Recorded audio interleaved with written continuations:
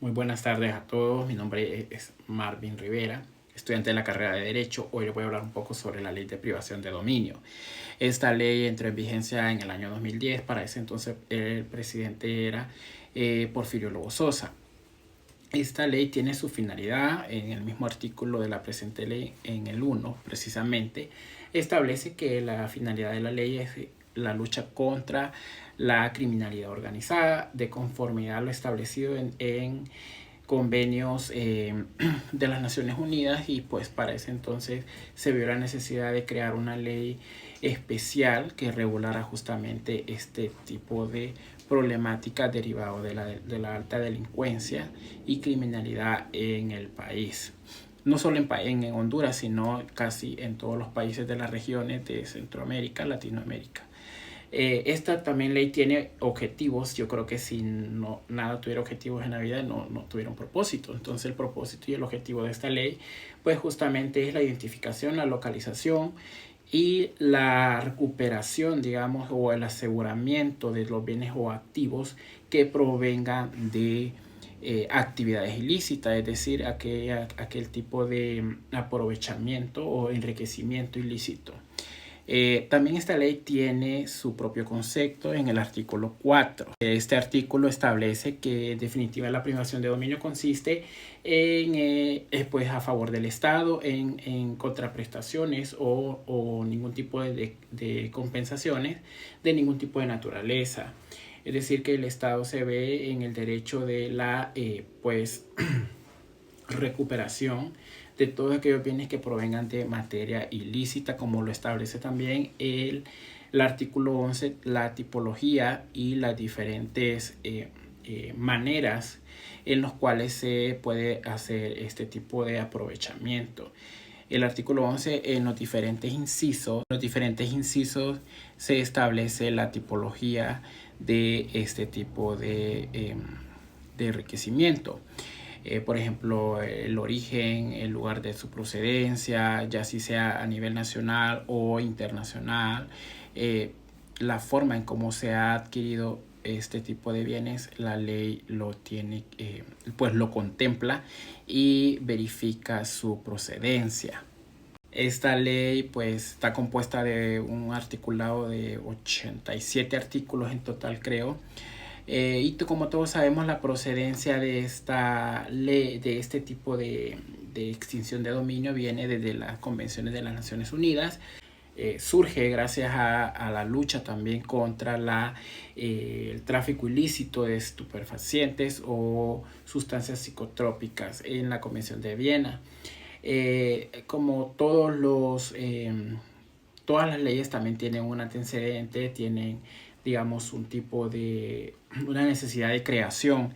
La creación, pues justamente el fracaso del derecho penal en la lucha contra este tipo de delincuencias se ha visto en la necesidad de los juristas, de los poderes legislativos, ejecutivos o poderes eh, eh, judicial, en crear o ponerse de acuerdo en la creación de leyes especiales que vayan contra la lucha y la criminalidad. En este caso, pues obviamente la ley de privación de dominio es una ley que golpea duramente las estructuras organizaciones ilícitas, pues que pues tienen de alguna forma procedencia o pues sus riquezas son de actividades ilícitas, como ya sea la trata de personas, el tráfico de drogas, etcétera. En Latinoamérica, pues en los estados de Latinoamérica se ha visto un fenómeno bastante creciente sobre la delincuencia, perdón. Entonces, pues se ve, como les decía anteriormente, la necesidad de la prevención de este tipo de cosas, ya que pues obviamente la extinción del dominio o su autonomía o su presunción a inocencia, como les decía, está bien lejos de lo que el derecho penal pretende o establece como pues tipicidad. se ha utilizado pues recurrentemente a descalificar dichas acciones, pues es aparentemente la acción de extinción de dominio. No solo se ve en la necesidad de controlar una conducta criminal, sino que pues también en la prevención, ¿verdad? En el hecho de que haya una equidad propiamente equitativa, valga la redundancia, dentro de una sociedad y dentro de un Estado.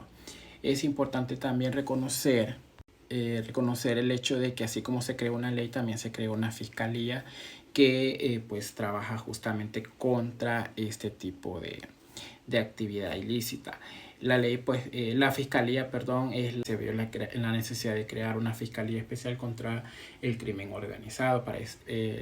Esta fiscalía también tiene una gran labor, porque si hay una ley debe haber una fiscalía, algo que recordemos que las fiscalías son esos órganos jurisdiccionales que tratan de velar por los intereses de la sociedad de un Estado y de los mismos individuos.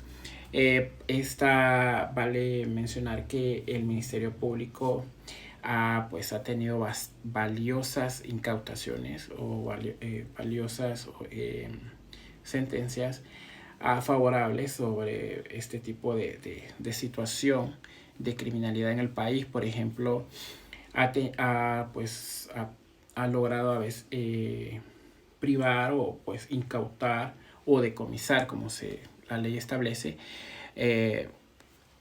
infinidades de bienes inmuebles, bienes materiales o bienes líquidos.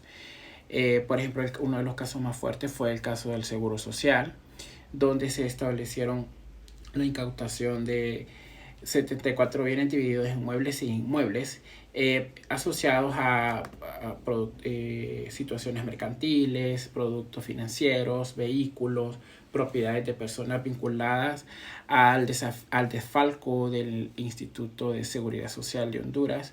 El total de bienes que pasan en el estado son hasta 10 viviendas situadas, según este caso, que es uno de los más controversiales. Entonces sí se ha visto la necesidad y también se ha visto que ha dado bastante fruto la creación de esta ley, ya que esta ley pues lo que pretende es, por ejemplo, controlar ese enriquecimiento, ya que aunque sean bienes heredados, esta ley siempre va a tener la facultad de recuperar esos bienes. Los trascienden las obligaciones, por decirlo así.